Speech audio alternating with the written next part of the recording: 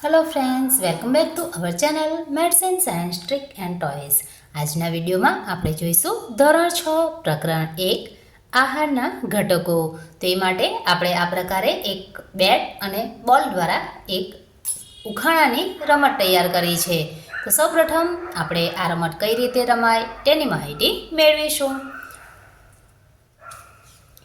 હું છું ગાજર, હું છું પાલક, મારી કમીથી દેખાતું થાય બંધ, સારી ત્વચા અને સારી દ્રષ્ટિ માટે જવાબદાર છું.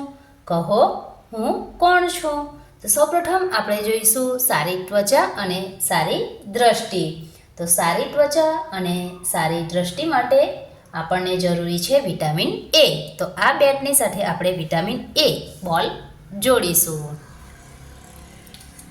ત્યારબાદ છે હું દૂધમાં છું, હું સૂર્યપ્રકાશમાં છું, હાડકાં અને દાંતની મજબૂતાઈ માટે જવાબદાર છું, મારી ઉણપથી સુકતાન નામનો રોગ થાય છે. કહો હું કોણ છું? તો સુકતાન નામનો રોગ વિટામિન ડીની ઉણપથી થાય છે, માટે અહીં જવાબ આવશે વિટામિન ડી. ત્યારબાદ છે હું લીલા પાંદડાવાળા શાકભાજીમાં છું, હું એનેમિયાથી બચાવ અને લોહી બનાવ. જો હું ન હોઉં તો તમને નબળા અને થાકેલા રહો. કહો હું કોણ છું? તો અહીં એનેમિયા રોગ. તો એનેમિયા રોગ માટે આવશે જવાબ લોહ તત્વ અથવા આયર્ન.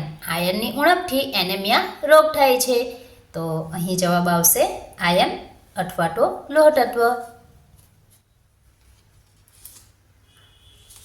ત્યારબાદ છે હું છું આહારનો સૌથી મહત્ત્વનો ભાગ, હું શરીરના તાપમાનને જાળવી રાખું છું, હું ગમે ત્યાંથી મફત મળું છું. કહો હું કોણ છું? તો હવે શરીરનો એટલે કે શરીરનું તાપમાન જાળવી રાખે છે અને આહારનો સૌથી મહત્ત્વનો ભાગ છે પાણી, જે આપણને મફત મળે છે, માટે આની સાથે આવશે પાણી. ત્યારબાદ છે હું પીળો છું, હું સફેદ છું, શેરડી, મધ અને બટાકામાં રહું છું, મારા પરીક્ષણ માટે આયોડિનનો ઉપયોગ થાય છે. કહો હું કોણ છું? તો આયોડિનનો પરીક્ષણ માટે ઉપયોગ થતો હોય તો એ જવાબ આવશે કાર્બોડિટ અથવા તો સ્ટાર્ચ. તો આની સાથે આપણે જોડીશું કાર્બોડિટ.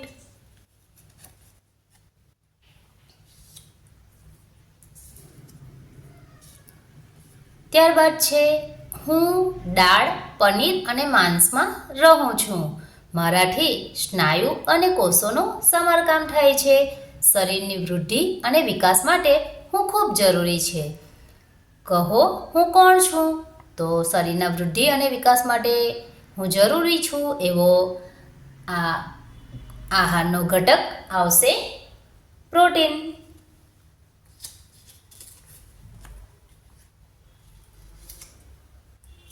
ત્યારબાદ છે હું તલ, ઘી અને કાજુમાં રહું છું, મને ખાવાથી શરીરને શક્તિ અને ગરમી મળે છે, પણ જો હું વધારે હોઉં તો શરીર માટે નુકસાનકારક છું. કહો હું કોણ છું?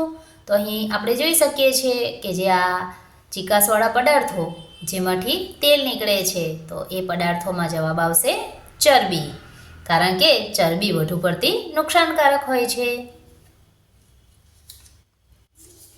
હું કેરીમાં છું, હું આંબલીમાં છું, રોગો સામે લડવામાં મદદ કરું છું, જો હું ન હોઉં તો સ્કર્વી નામનો રોગ થાય.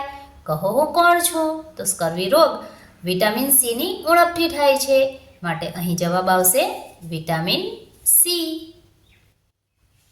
ત્યારબાદ લાસ્ટમાં લઈશું હું અનાજ, દાળ અને શાકભાજીમાં છું, હું પાચનમાં મદદ કરું છું, હું અપાચિત ખોરાકને બહાર કાઢવામાં મદદ કરું છું. બોલો હું કોણ છું? તો એની સાથે આવશે પાચક રેસા એટલે કે વૃક્ષાંશ. તો આ પ્રકારે આપણે ઉખાણા અને સાથે બેટ અને બોલની મદદથી વિદ્યાર્થીઓને ખૂબ જ સારી રીતે રમત દ્વારા અને પ્રવૃત્તિ દ્વારા આપણે મૂલ્યાંકન કરી શકીએ છીએ.